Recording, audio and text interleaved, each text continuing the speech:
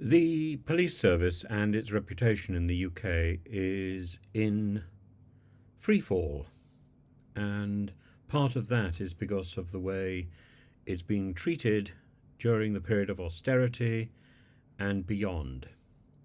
And that period of austerity was anticipated by the sort of obsessive attitudes of Mrs. May and of previous administrations in the Labour Party. And, the whole idea that we can have a crime week, um, that we can have a crime week to celebrate policing is absurd. When policing over the last few years, there's been a drive to stop people working on past retirement age, to stop recruiting people. Only now has there been a recruitment drive, and even then, we've still not really got back to the figures that we should have. And yet, at the same time, the government is crowing. The Home Secretaries that we've had since Theresa May have been very good at standing in front of the Police Federation, the Police Federation Conference, and rebuking them for miscarriages of justice, Stephen Lawrence, Hillsborough, and so on. Suella Braverman can stand up and scream about zero tolerance policing. I mean, that isn't even her own policy. That's a policy she stole from Rudy Giuliani, and look where he is now. He's just been arrested. I mean, it doesn't work. It's discredited. It's ineffective. No police force has the resources to investigate everything. But the process of citing that idea that you should be investigating everything leads anybody who has a reason to appeal to the police for help to recognize that the whole thing is hollow. All you have to do is feel that you've lost something or something's been stolen, and you think, I should go to the police. And then you find the police shrug and say, well, are you insured? And that's it. And that's it. And you think, actually, all this talk about zero tolerance is rubbish. That's if you can even find your local police station. It's simply inadequate. We don't have enough police to do the jobs we want the police to do. We don't have enough police, certainly, to have a presence on the streets to deter crime. And our prisons are overfull. We are probably, for all those people who chirp on about migrants, we are probably paying so much more to house prisoners. Why are we housing so many prisoners? Why? Why at such cost? Significantly more than we are paying to house migrants. And all of this is down to the incompetence of the Home Office. All of this. And there are people below in the comments section, please leave comments, who wonder why, or if I've got a thing about Suella Braverman. I tell you now, I do.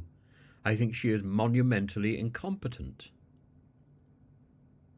That's one issue. The other issue is I think a lot of her policies are wrong, but it's her incompetence linked to her failure to listen to advice, her obsession with ideology, which is driving us to a point of despair. To a point of despair.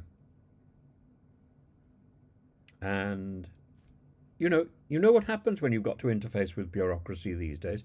You go round and round in circles. You spend half the day dealing with something that should have taken 5 minutes. Why? Because our system is not working. If our system worked, it's a box-ticking exercise. But our system is very arrogant, and it wants to claim that it works while not having the resources to do the job.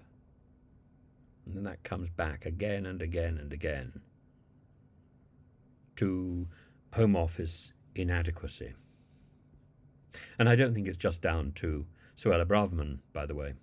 I think the entire Home Office civil service needs to be seriously given a shot in the arm. It needs help. And I think it needs to be restaffed with people who are focused on getting the job done. And I think a distinction needs to be made between identifying the problem, which sometimes isn't done, and then proposing a series of solutions and selecting the best solution for the amount of money we've got available. And I think there will be Stockholm. I think putting migrants in hotels, paying second-rate hoteliers long-term rent to house migrants, these are not solutions that should ever have been countenanced. The only solution to the migrant problem was more civil servants to process the backlog. There should have been no backlog in the first place. That's the only solution. And then we've simply got solutions about firefighting. Not literal firefighting, metaphorical firefighting. And those should have started with trying to find ways to, if we don't want to accept all the migrants who come to our shores and claim asylum, then we have to look at the international agreements that we've got set up and that we're signatories to, and find ways to redefine those. And I think we would find that a lot of our European friends are very keen to have those redefined. We would be doing everybody a favour. Now, I'm not for 1 minute suggesting that I personally want to see the 1951 Refugee Convention redefined, but certainly if it were redefined, we would be less likely to be in contempt of the 1951 Refugee Convention.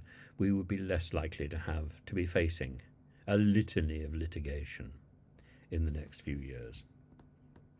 But given the fact that we're not looking at redefining the 1951 Refugee Convention, we must take on board the fact that our limited bureaucrats are going to be tied up in litigation for the foreseeable future, and that backlog can only therefore get bigger because everyone is going to be firefighting the litigation rather than dealing with the real problems that are already identifiable.